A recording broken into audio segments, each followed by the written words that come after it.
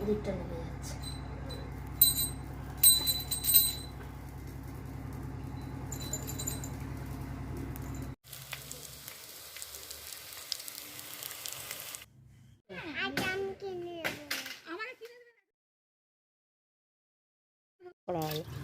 Hello friends, good morning. আমার আরও একটি নতুন ব্লগে তোমাদের অনেক অনেক স্বাগত আর ভালোবাসা।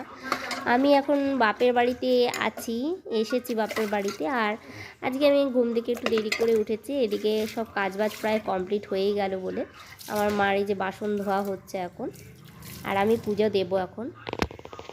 আর তার জন্য আমাকে এখন আমি ব্রাশ ট্রাশ করে নিয়েছি, এবারে চান টান করে তারপরে পুজো দেবো।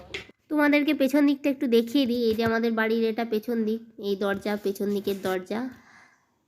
আর আমাদের এখানে একটা কুয়ো আছে, আর এই কুয়োর পাশে এখানটায় ঢালাই করা জায়গা আছে, এখানে বাসন টাসন ধোয়া হয়।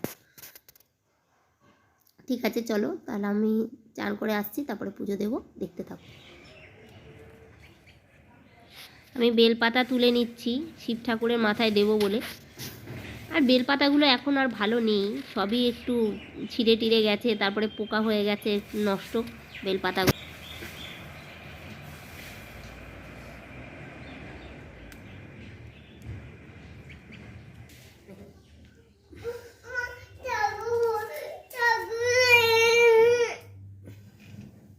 কি হয়েছে বাবা, কি হচ্ছে?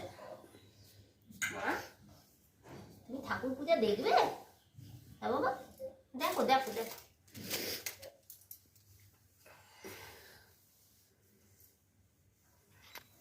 ঠাকুরের জায়গাটা একটু মুছে নিচ্ছি, ভালো করে একটু মুছে নিয়ে তারপরে তো সবাই পুজো দেয়, তো ঠাকুরের জায়গাটা একটু ভালো করে মুছে নিচ্ছি।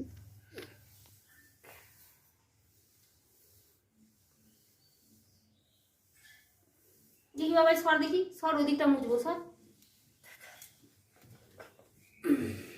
মেয়েটা কত কথা শুনে, কত লক্ষ্মী।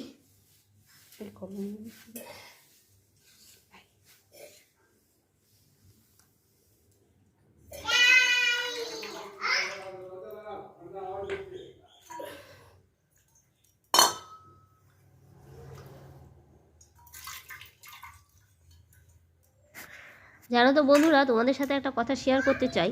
আমি একদিনকে রাস্তা দিয়ে যাচ্ছিলাম, খুব তাড়াহুড়ো করে পুজো দেবো বলে পুজোর প্রসাদ মানে সন্দেশ কিনতে যাচ্ছিলাম দোকানে। তো সেই যাওয়ার সময় না একটা বই বিক্রেতা রাস্তায় দাঁড়িয়ে বই বিক্রি করছিল ডেকে ডেকে। তো আমাকেও বললো যে এই বইটা নিয়ে যান, খুব ভালো, মাত্র 20 টাকা দাম। যেহেতু আমি তাড়াহুড়োতে ছিলাম, তো অতটা মানে আমি কখন সন্দেশ কিনবো বা কখন পুজো দিতে যাবো তাড়াহুড়োর মধ্যে ছিলাম, অতটা কেয়ার করিনি। তারপরে হঠাৎ রাস্তার মধ্যেই আমি যখন সন্দেশ কিনে নিয়ে ফেরত আসছি, রাস্তার মধ্যেই মনে হলো যে ঠিক আছে, মাত্র তো 20 টাকা দাম, ঠিক আছে একটা কিনে নেওয়াই যাক, দেখি কীরকম বইটা।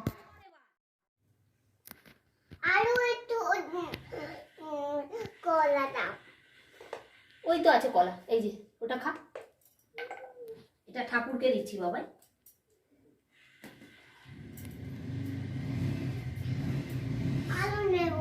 আচ্ছা পূজা দেওয়া হোক, দেবো বাবাই, তুমি এখন ওটা খাও।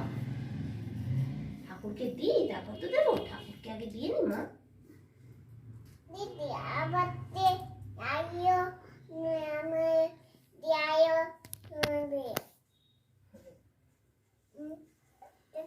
ভালো হচ্ছে না, আমি তো বাজারে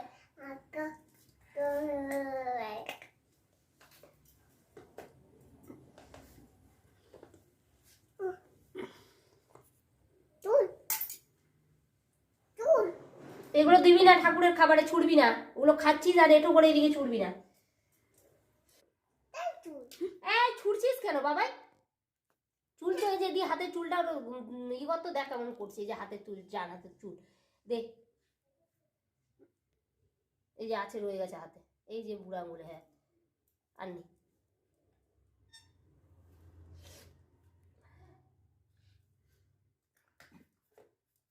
তো তারপর বইটা তো ঘরে নিয়ে এলাম, নিয়ে আসার পরে পড়ার আর সময় হয়ে ওঠেনি। একদিন বইটা খুলে দেখি, মানে ইচ্ছে হলো যে দেখি কি লেখা আছে বইটার মধ্যে। তো যখন বইটা একটু প্রথম 1-2 লাইন পড়লাম, পড়েই আমার পুরো একদম চিন্তা ভাবনাটা অন্যরকম চেঞ্জ হয়ে গেল পুরো। মানে বইটার মধ্যে এত জ্ঞানের কথা লেখা আছে, তোমরা শুনলেই বুঝতে পারবে। তো আমি বলছি, তোমরা শোনো। প্রাণীদের জীবনযাত্রা জন্ম থেকে শুরু হয় এবং তার ঠিকানা পূর্ব নির্ধারিত হয়। এই পবিত্র পুস্তকে মানব জীবনের চলার পথের বিস্তারিত বর্ণনা আছে। মানবের লক্ষ্য মোক্ষ প্রাপ্তি। এই পথে পাপ ও পুণ্য কর্মরূপী দুটি গর্ত বা কাঁটা আছে, সেই বিষয়ে সংক্ষিপ্ত বর্ণনা। পাপরূপী কাঁটা বা গর্ত। মানব জীবন শাস্ত্র বিধি অনুসার পরমাত্মার সাধনা করে মোক্ষ প্রাপ্তি করার জন্য প্রাপ্ত হয়, কিন্তু পাপ কর্মের কষ্ট ভক্তিতে বাধার সৃষ্টি করে। উদাহরণ, পাপ কর্মের ফলে শরীরে রোগ হওয়া, ফসল নষ্ট হওয়া, গৃহপালিত পশুর হানি ইত্যাদি অর্থকষ্ট বা ঋণ বৃদ্ধি করে। ঋণী ব্যক্তি দিনরাত চিন্তিত থাকে, তাই সে ভক্তি করতে পারে না। পুণ্য গুরু থেকে নাম উপদেশ নিলে পুণ্য পরমাত্মা উপরোক্ত কষ্ট সমাপ্ত করে দেয়। তখন ভক্ত অধিক শ্রদ্ধার সহিত ভক্তি সাধনা করতে পারে। পরমাত্মার উপর বিশ্বাস বেড়ে যায় এবং ভক্তিভাব দৃঢ় হয়।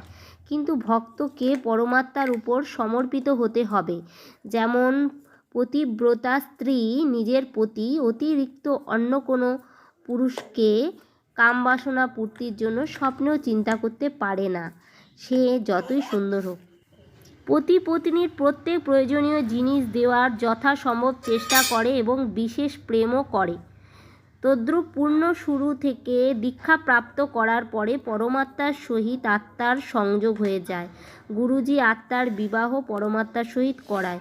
এই মানব শরীরধারী আত্মার নিজের প্রতি পরমেশ্বর তার জীবন চলার পথের বাধক পাপরূপী কাঁটা ঝাড়ু দিয়ে পরিষ্কার করে দেয়, অর্থাৎ পাপকর্ম সমাপ্ত করে দেয়। ওই আত্মার জীবন চলার পথ সুগম ও বাধা রহিত হয় এবং সহজেই তার মঞ্জিল প্রাপ্ত হয়। ওই আত্মার জন্য পরমাত্মা কী না করে। সন্ত গরিব দাসজি পরমেশ্বর কবিরজি থেকে প্রাপ্ত জ্ঞানে বলেছেন। এই জন্য পূর্ণ গুরু থেকে নাম দীক্ষা নিয়ে প্রত্যেক স্ত্রী পুরুষ, ছোট ছোট ছেলে মেয়ে, বৃদ্ধ যুবক সবাইকে ভক্তি করা উচিত। পূর্ণ ভক্তিপথের বাধা হয়। পূর্বজন্মে করা পুণ্যের ফলে টাকা পয়সা ধন দৌলত অর্থাৎ সর্ব সুবিধা প্রাপ্ত হয়। কেহ রাজার পদ প্রাপ্ত করে। এই অতিরিক্ত সুখ সুবিধা ভক্তির পথে বাধা হয়ে দাঁড়ায়। এই সুখ মানুষকে পরমাত্মার থেকে অনেক দূরে সরিয়ে দেয়। এমন সুখ জীবন চলার পথের কাঁটা, কারণ এই সুখের জন্য আমরা পরমাত্মাকে ভুলে যাই। কোনো ধনী ব্যক্তি বা কোনো রাজাকে পরমাত্মার কথা শোনানোর চেষ্টা করে দেখো, সে পরমাত্মার জ্ঞানে রুচি দেখাবে না। অন্যদিকে পাপ কর্ম ফল ভোগ করা কোনো ব্যক্তিকে পরমাত্মার চর্চা শোনা আর বলো পরমাত্মা সমস্ত কষ্ট দূর করে দেয়। আমাদের গ্রামের অমুক ব্যক্তি ওই সন্তের কাছ থেকে নাম উপদেশ নিয়ে সুখী হয়েছে, আপনিও পরমাত্মার ভক্তি করুন। ওই ব্যক্তিও আপনার মতো দুঃখী ছিল, তখন ওই দুঃখী ব্যক্তি পরমাত্মার ভক্তিতে লেগে যাবে। ওই দুঃখ ওই ব্যক্তির জন্য আশীর্বাদ হয়ে দাঁড়াবে। যে সুখী তাকে কিভাবে বোঝাবেন? তার কাছে পূর্বজন্মের ভক্তিরূপী পুণ্য ধন পর্যাপ্ত পরিমাণে আছে। ওই ব্যক্তি নিজের পুণ্য কামাই নষ্ট করে মৃত্যুর পরে পাপরূপী মাল গাড়ি ভরে ভীরু কাপুরুষের ন্যায় মুখ নিচু করে পরমাত্মার সামনে দাঁড়াবে। পরবর্তীতে কুকুর গাধা শুয়োরের জন্ম হবে, অর্থাৎ 84 লাখ যোনি প্রাপ্ত করবে। অন্যদিকে ওই নির্ধন ব্যক্তি পরমাত্মার ভক্তি করে দান ধর্ম করে ওই লোকে সুখ ভোগ করে পাপ কর্ম থেকে মুক্ত হয়ে ভক্তি ধনে ধনী হয়ে পুণ্যরূপী মালগাড়ি ভরে নির্ভয়ে পরমাত্মার দরবারে যাবে। পরমাত্মা তাকে বুকে টেনে নিয়ে পূর্ণ মুক্তি দিয়ে চিরকালের জন্য সুখী করে দেবেন।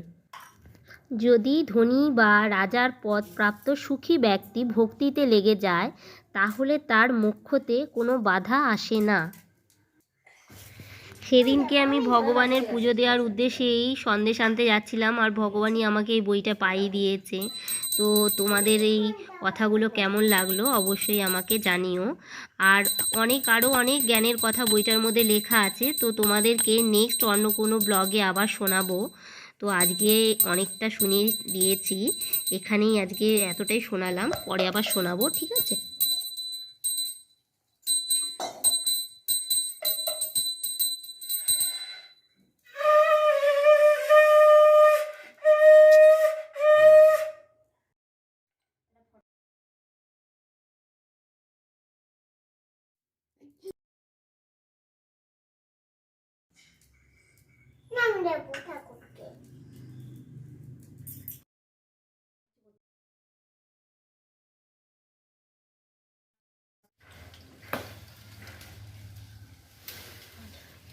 আজকে আমাদের এই কদম গাছটা কাটা হচ্ছে।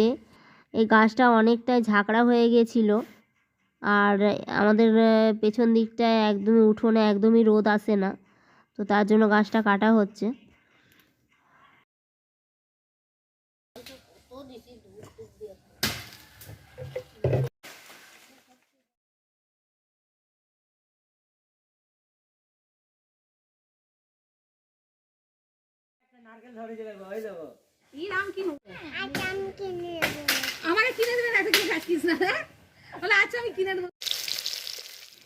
এদিকে আমাদের দুপুরে রান্না বান্না হচ্ছে, যে মাছ ভাজা হচ্ছে, মাছের ঝোল হবে।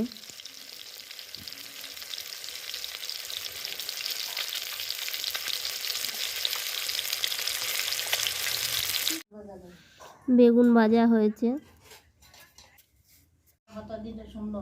মাছের ঝোলটা হয়ে গেছে।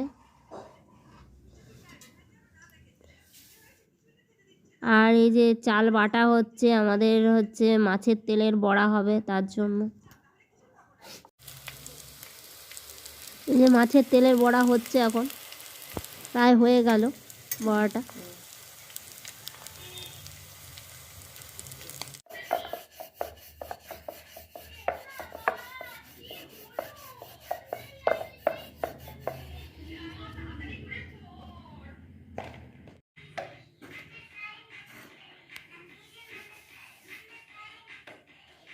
এখন রুটি বানাচ্ছি, রাতের জন্য রুটি হচ্ছে।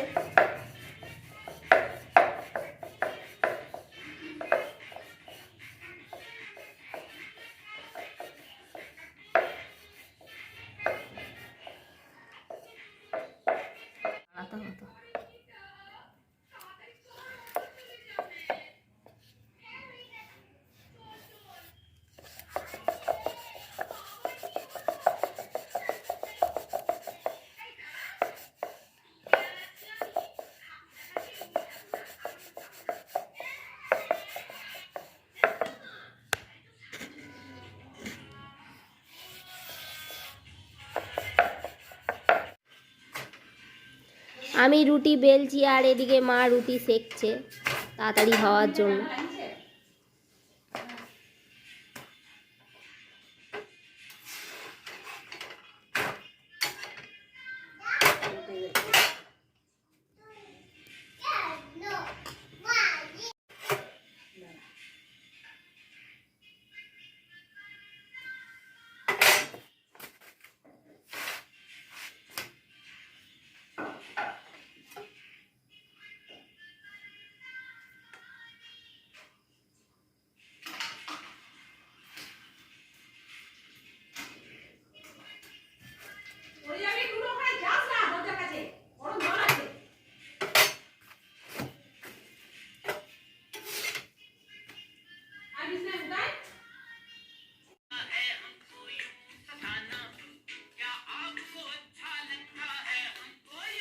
বাচ্চাটাকে এখন একটু খাইয়ে নিচ্ছি। নে বাবা নে নে। এই যে আমার মা এখন রাত্রে রান্না করছে।